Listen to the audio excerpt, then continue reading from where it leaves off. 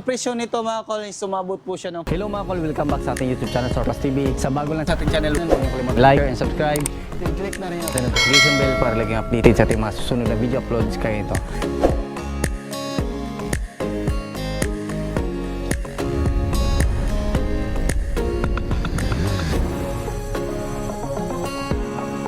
Hello mga kol, welcome back na naman dito sa ating YouTube channel. For today's video mga kol, ipakita natin yung ating one of my favorite na minivan. DA17B all-wheel drive manual turbo. Ito yung mga minivan na mabilis sa takbuhan. So check natin mga kol, then tapusin natin yung video para malaman natin kung magkano ang presyo sa ganitong setup. Makita natin dito mga kol, yan makita natin is yung kulay ng ating unit is color silver. Ayan, tapos makita natin napakakintab po ng kulay ng ating unit. Ansal urethane po yung gamit natin mga kol. Ayan, meron tayong nilagay dito na fog lamp with lights, spark light and signal light. Then ito yung ating naka angel eye po siya mga kol. Ayan, meron siyang same sa D17W na fog lamp housing. Ayan, makita natin dito is meron tayong steel na bumper na nilagay based sa request ng ating customer na design. Ayan, ito makita natin is naka fender po yan. Then, ayan, ito yung mud terrain tire, 13 inches brand new mags and brand new tire. Ayan, fully undercoat po yung unit natin. Lahat ng unit natin mga kol is naka fully undercoat po yan. Yung 4x4 nito mga kol is all-wheel drive. Ayan, makita natin is yung kanyang 4x4 is wala po siyang switch. Always po siya naka-engage kasi yung kanyang gear ratio is pantay lang po yung differential sa likuran at saka dito sa ating harapan. Ayan. Dito makita natin is naka auto fold yung side mirror and retractable. Kompleto po siya sa rain visor. Then meron tayong gutter type na top load carrier. Ayan. Dito rin sa likuran is naka brake drum then coil spring. Ayan, makita natin is fully undercoat din. Then same, meron siyang fender dyan.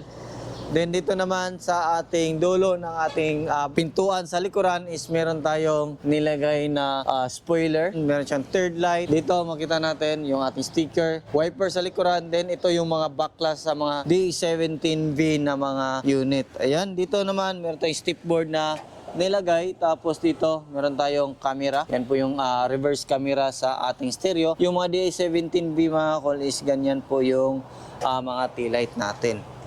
Dito naman tayo sa likuran. Ayan, makita natin, meron siyang third set. Ayan, magkabilaan po yung ating third set.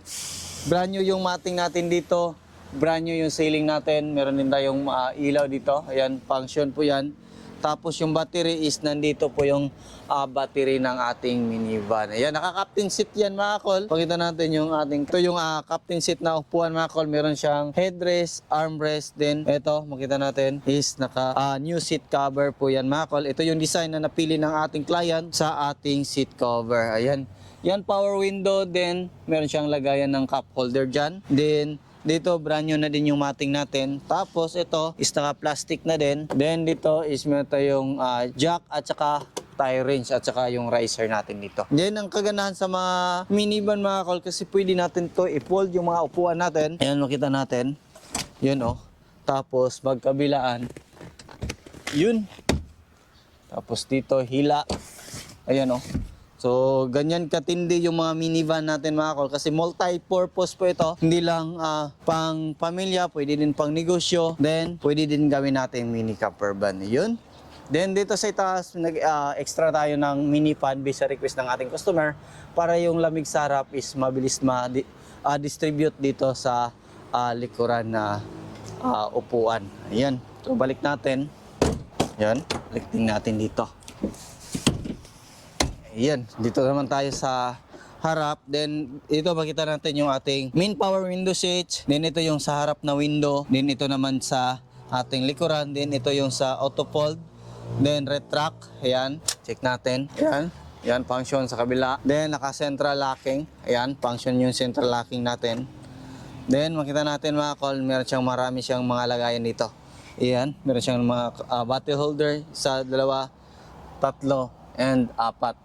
Ayan, makita din natin dito yung dashboard natin is back to original po yung kulay ng ating dashboard. Ayan, dito meron tayong fog lamp switch. Ayan, headlight adjuster. Then, ayan, makita natin is naka 7 inches touchscreen stereo with reverse camera, hazard switch, then yung ating aircon switch.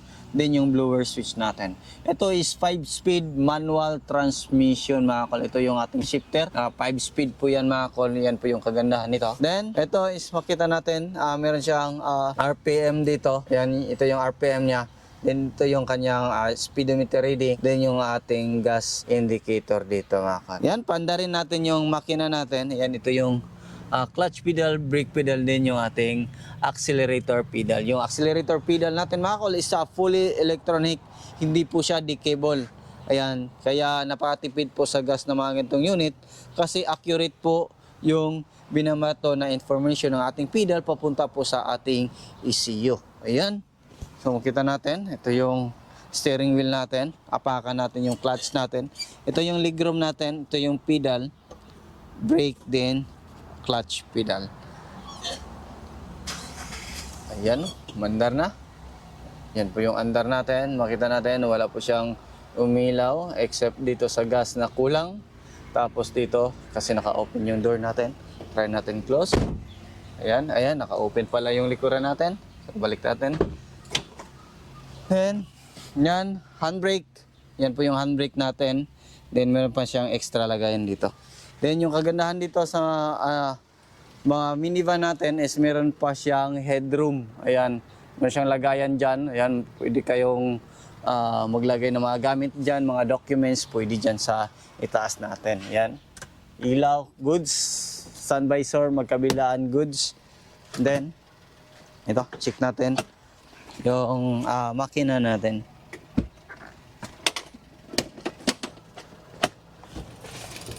So ito naman yung makina natin. Yung makina natin is RO6A engine VVT, naka 12 valve po ito mga kol. Then makita natin naka turbo, ito yung turbo turbo vacuum natin. Ito tayo mag-refill ng engine oil. Then ito yung ating PCV valve, mga injector natin.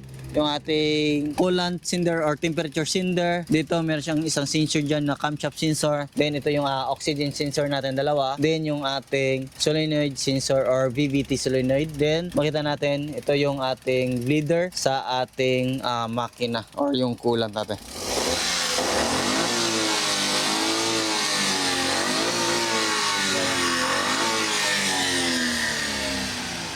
Yan, napakaganda na ang makina ng ating unit yun. Kingtap pa ng kulay. Balik tayo dito sa kabilang side. Open natin. Yan, dito makita natin yung ating chassis number. Gas tank opener dito. Yan, open, goods. Yan, check natin lahat. Ayan, ito naman yung ating throttle body, alternator, aircon compressor. Ito yung ating oil, bagong change oil po yan mga kol. Tapos ito yung ating air filter housing, main fuse box din yung ating ECU. Dito naman tayo, check natin yung ating hood. Yan. Yan, dito yung ating coolant reservoir mga kol. Yung ating brake fluid reservoir din yung ating windshield washer reservoir. So yan po yung setup natin mga kol. Yung conversion natin is baki-baki conversion mga kol. Wala pong ginalaw sa original na seating sa ating mga steering. Ayan. So naglagay lang po tayo ng secondary gearbox para may lipat natin yung manibilan natin from right hand drive to left hand drive mga kol. So yung presyo nito mga kol is sumabot po siya ng 425,000. Yung basic setup nito is nasa 350,000 po yan, running condition with mag wheels na po yan. Depende na po yan kung meron kayong or marami kayong upgrade na gusto sa inyong unit. So yan lang siguro yung aming vlog for today. Maraming salamat po sa iyong patuloy na pagsubaybay.